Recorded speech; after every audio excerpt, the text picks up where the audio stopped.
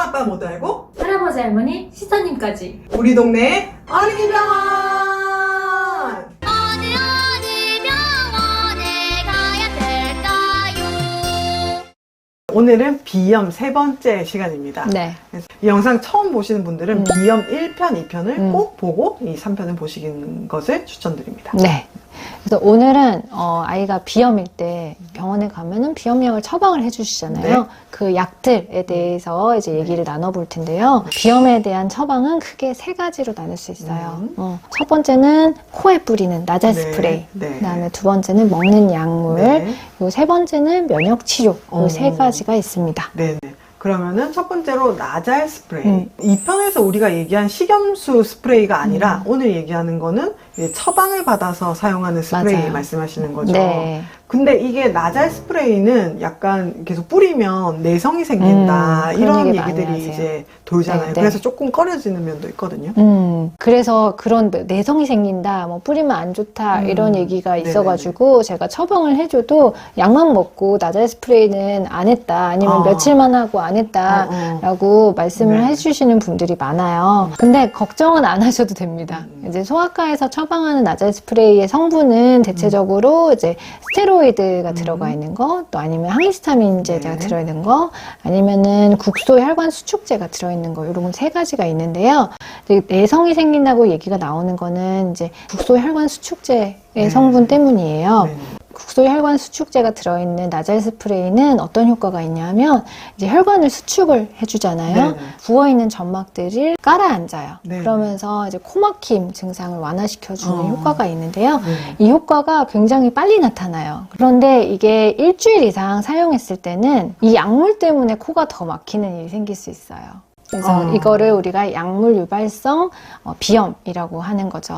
그러면은 이걸 처방할 때는 일주일 이상은 처방을 안 하시겠네요. 네, 보통은 3, 4일 정도만 쓰고 네. 이제 쉬었다가 쓰라고 이제 약국이나 아니면 처방 전에 이게 다 명시가 되어 있어요. 그래서 그런 명시가 되어 있다라고 하면 이거는 국소혈관 수축제구나라고 생각을 하시고 그 처방대로 이제 사용하시면 되시는 거고요. 네. 내성 때문 아니라는 거네요. 그렇죠. 엄밀히 말하면 내성은 아니죠. 그래서 단기간만 사용하면 된다.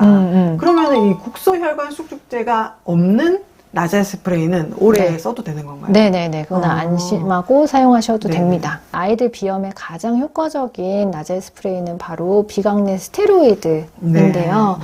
근데 그렇게 말씀을 드리면, 아니요.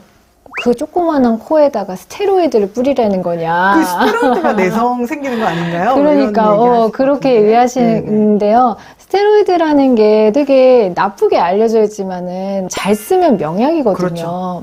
그래서 우리 비염의 4가지 증상, 코 가려움증, 뭐 코막힘, 콧물, 재채기 이 4가지 모두 한꺼번에 좋아지게 만드는 게 이 비강내 스테로이드예요. 되게 효과가 좋아요. 그리고 또 비염 있는 아이들은 눈도 막 가려워하잖아요. 그래서 알레르기성 결막염도 많이 생기는데 이렇게 결막염까지 코 스프레이 하나로 해결할 수 있습니다. 그리고 아이들한테 장기간 썼을 때 뭐 어떤 부작용이 있었냐라는 이제 연구들이 되게 많았어요. 근데 썼을 때 특별히 큰 전신적인 부작용은 없어요. 우리 먹는 스테로이드는 좀 부작용들이 있잖아요. 바르는 스테로이드도 마찬가지고. 근데 비강내 스테로이드는 그런 전신적인 부작용이 없습니다. 그리고 한 논문에서는 뭐 이 비강내 스테로이드를 16주간 4달. 네, 4달 동안 매일매일 연속적으로 썼음에도 뭐 특별한 부작용이 없이 안전하게 쓸 수 있었다라는 논문도 있을 정도예요. 물론 이제 4달 동안 쓰라고는 얘기는 안 합니다만, 너무 코피가 자주 나거나 아니면 코 안에 뭐 상처가 엄청 많다 이러면은 이제 처방을 저희가 하진 않아요. 네. 그러니까 스테로이드를 그때는 네네. 상처에는 뿌리면 안 되니까. 네네. 근데 그게 아니라 그러면 이제 뭐 의사 선생님이 처방해 주신 대로 사용하셔도 됩니다. 그래서 지난번에 저희 아들한테 처방해 주신 게 아마 이 스테로이드가 네네네. 들어가 있던 스프레이였던 것 같은데 네. 그때 한 달 정도 네, 뿌렸던 보통 것 2주에서 같아요. 한 달 네. 정도 사용을 하라고 하죠. 근데 이제 스테로이드의 단점이 하나 있는데요. 효과가 좀 늦게 나타나요. 네. 국소혈관 수축제는 뿌리자마자 효과가 탁 나타나잖아요. 네네네. 그래서 되게 이제 선호를 하시는데 네, 드라마틱하게 느껴지니까. 비강내 스테로이드는 보통 5일에서 7일 정도 뿌려야지 이게 조금 증상이 개선이 돼요. 네. 그래서 처음에 며칠 써보다가 이거 별 효과 없네 이러면서 안 쓰시는 분들도 많대요. 네. 그래서 그러지 마시고 한 네. 5일에서 일주일 정도 꾸준히 뿌려야 된다. 그래서 좀 길게 뿌리라고 말씀드리고 그렇군요. 또 길게 뿌려야지 또 장기간 이게 효과가 좀 지속이 되기 때문에 네, 네, 보통 네. 2주에서 한 달 정도 뿌리라고 네. 말씀을 드려요. 나잘 스프레이를 큰 거부감 없이 뿌리는 아이들도 있지만 아이들이 대부분은 좀 뭔가 코에 뭐 새로운 거 들어가면 하는 거나 막 싫지. 이물질 이런 거를 좀 거부하게 그쵸, 그쵸, 되잖아요. 그쵸. 어떤 좋은 팁이 있을까요? 네. 뿌리면은 막 코가 맵잖아요. 코에 뭐 파란 들어가면. 느낌. 그래서 그것 때문에 애들이 거부한다고 싫어한다고 하는데요. 네. 좀 안 아프게 뿌리는 팁은 있어요. 네. 저번 시간에 저희가 코 석션하는 법 네. 기억나시나요? 네네네. 그 방향이 되게 중요하다고 네. 말씀드렸죠. 수평으로 좀 네. 아이의 뒤통수를 향한다는 느낌으로. 네, 맞습니다. 점막이 이렇게 수평으로 되어 있기 때문에 이 수평으로 뿌려야 돼요. 근데 이 스프레이를 이렇게 하게 되면은 잘 분사가 안 되잖아요. 네. 그렇기 때문에 아이의 고개를 이렇게 아래쪽을 보게 합니다. 아이한테 이 무릎을 보게 하는 거예요. 그러면 아이 고개가 이렇게 되고 스프레이를 하게 되면은 방향이 어때요? 아니, 이렇게 위로 가겠네요. 방향이 이렇게 이렇게 가겠죠. 네, 네. 이렇게 뿌리게 되면 위로 가잖아요. 네, 네. 이렇게 뿌리게 되면은 뒤통수 쪽을 향하게 수평으로 뿌릴 수 있습니다. 그래서 고개를 밑으로 보게 한 다음에 뿌리는 게 좋고요. 전 잘못했네요. 저는 약간 이렇게 누워서 약간 이렇게 그치, 해서 그치. 왜냐면 콧구멍이 잘 보이게 해가지고 이렇게 했던 것 같은데. 이 기구를 세워가지고 하셔도 네, 되는데 또 기구마다 이렇게 좀 눕혀서 하면은 잘 스프레이가 분사 안 되는 것도 있어요. 네. 방향도 중요한데요. 이제 방향을 이쪽 코 대 쪽으로 뿌리게 되면은 코 매워해요. 아파해요. 네. 그래서 약간 방향은 바깥쪽으로. 네, 그 뿌리시면 가끔 잘못 뿌리면 막 이렇게 손을 탁 어, 치더라고요. 그거 예민한데 다 건드린 거야. 이렇게 뿌려주시면은 아이가 조금 덜 아프게, 덜 거부감을 느끼게 뿌릴 수 있습니다. 아들아 미안하다.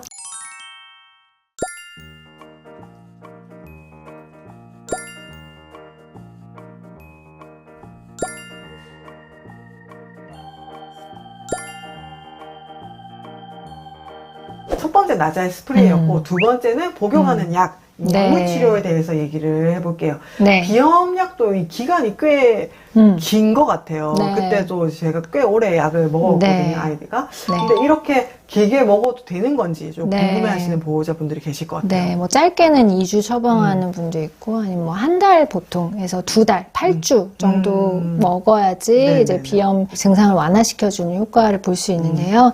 만성 비염 같은 경우에는 코 점막 안에 염증 반응이 일어나는 거잖아요. 과도하게 면역 반응이 일어나는 거고요. 네네. 그래서 그거를 이제 만성적인 반응이기 때문에 그걸 가라앉히는 데는 좀 시간이 필요해요. 그렇죠. 네. 이미 많이 그 네. 상태로 지속된 네. 상태이기 네. 때문에. 그리고 저는 이걸 설명드릴 때 빙산을 설명드리거든요. 우리 수면 위에 나타나는 빙산은 정말 일부분이잖아요. 그 밑에 수면 밑으로 큰 덩어리가 있잖아요. 이거가 비염이랑 똑같다고 저는 생각을 해요. 그래서 약을 며칠 먹으면 증상 좋아집니다. 코막힘도 좋아지고 뭐 콧물도 덜 흘리고 그러면은 이제 우리 빙산 중에 위에 부분만 이제 사라지게 만든 거예요. 그런 상황에서 비염약을 끊었어요. 그러면 아래에 있는 염증은 우리가 컨트롤을 못한 거잖아요. 네, 네, 네. 그러면은 조금 있으면 또다시 언제든 증상이 다시, 올라올 올라오겠네요. 수 있어요. 그러니까 증상이 없더라도 약을 먹어야 되는 거죠. 약은 처방받은 대로. 그렇죠. 그리고 약을 복용하는 기간도 되게 중요하지만 어떤 약을 사용하느냐가 되게 중요하다고 생각해요. 그리고 자기한테 맞는 약이 있거든요. 네, 약간 항생제랑은 달라요. 항생제는 이 균에 타겟을 해가지고 하는 건데 이 비염약은 굉장히 여러 가지가 있는데 그중에 본인의 이런 면역 반응이랑 좀 맞는 그런 약들이 좀 있어요. 저는 비염 치료 초반에는 약을 조금 바꿔가면서 쓰는 편이에요. 그래서 어떤 약을 먹었을 때는 뭐 코막힘이 정말 잘 개선이 됐는데 콧물은 아직 조금 더 개선을 해야 되는지 뭐 콧물에 맞춰가지고 좀 비염약을 줬을 때는 또 어떤지 그래서 여러 가지 약을 써보는 편이고 또 용량도 좀 조절을 해서 아이한테 딱 맞는 그런 용량이나 약을 찾으려고 노력하는 편이에요. 네. 그래서 근데 이걸 좀 잘 이해를 못 하시면은 왜 자꾸 약을 바꾸지? 아니면은 이거 효과 없네? 다른 병원 가야지? 약간 이렇게 그럴 또 수가 생각할 있겠네요. 수도 있어요. 결국 본인한테 맞는 약을 찾아가는 과정이네요. 근데 사실 저는 이제 가장 최근 간절기 때 선생님 도움을 받아가지고 네. 그 예방적으로 이게 조금 증상 시작될 때 먹는 약을 약. 한 달 정도 먹고 스프레이 썼더니 너무 잘 지낸 거예요. 그 기간 동안. 네네네네네. 항상 이제 간절기 때 어린이집 다니면서 이제 콧물이랑 코막힘 이것 때문에 되게 힘들었는데 너무 잘 지내가지고 네. 제가 제 주변 친구들한테도 이걸 먹어봐라. 이걸 먹어봐라. 선생님 명이다. 막 이랬는데 근데 이제 그 약이 또 안 맞을 수 수도 있어. 있겠네요. 예, 네. 그러니까요. 그래서 초반에는 제가 조금 약을 여러 개 썼었잖아요. 그리고 그랬나요? 그랬었어요. 찾은 거죠, 이제. 그랬던 것 같아. 찾은 거. 매번 근데 좀 또 다른 걸 줬던 것 같아. 내년에 또 달라질 수 있어.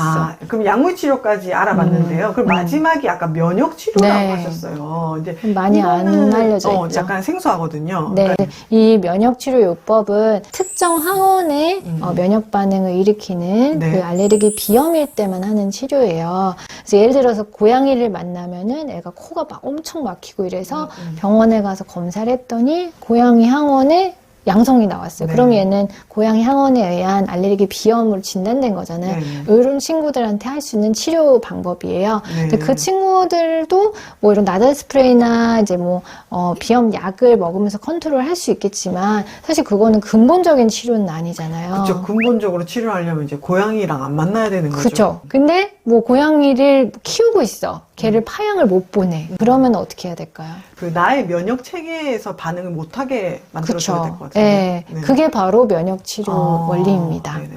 그래서 고양이 항원을 조금씩 아이 몸에다가 투여를 해서 적응을 시키는 네네. 거예요. 네네. 그래서 몸에서 특정 항원에 대해서 더 이상 면역 반응을 과도하게 일으키지 않도록 해주는 게 면역 치료입니다. 둔감하게 만드는 그렇죠, 거네요. 그렇죠. 네네. 근데 그러면 어떻게 항원 어떤 식으로 넣어줘요? 주사요법이 있고요. 매번 가서 주사를 맞아야 네. 돼요. 아니면은 요새는 편리하게 설화요법, 그러니까는 알약처럼 만들어서 네. 혀 밑에다가 두고 녹이는 방법, 그런 것들이 있어요. 그럼- 근데 이게 기간이 엄청 오래 해야 돼요. 보통 3에서 5년 정도 치료를 지속을 해야 되고 몸의 어떤 그거 자체를 바꾸는 거니까. 거기 때문에 그 과정에서 계속 병원에 다녀야 되고 네. 검사를 해야 되고 그래서 조금 까다롭고 좀 번거로운 치료긴 하지만 또 가장 확실한 치료이기도 하죠. 네. 정말 꼭 필요하신 분들이 하시겠네요. 네, 그래서 네. 보통은 이제 청소년기 때 많이 해요. 청소년기 때 공부를 해야 되는데 네네. 뭐 진먼지նդ기 알레르기가 너무 심해서 맨날 코 막혀가지고 공부할 때 너무 힘들어. 그러면은 진짜 삶의 질이나 네. 어떤 컨디션 저하가 네. 심하죠. 네. 어린 아이들한테 치료하기에는 조금 어려울 것 같고, 음. 그래도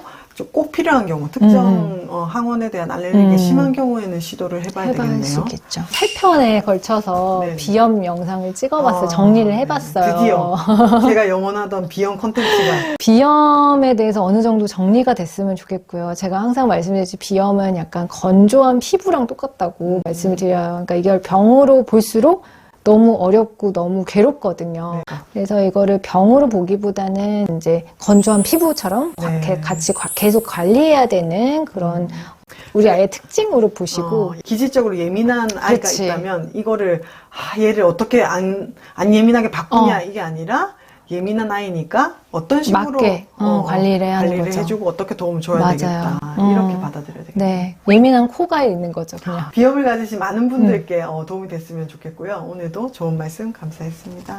다음에 또 봐요. 안녕.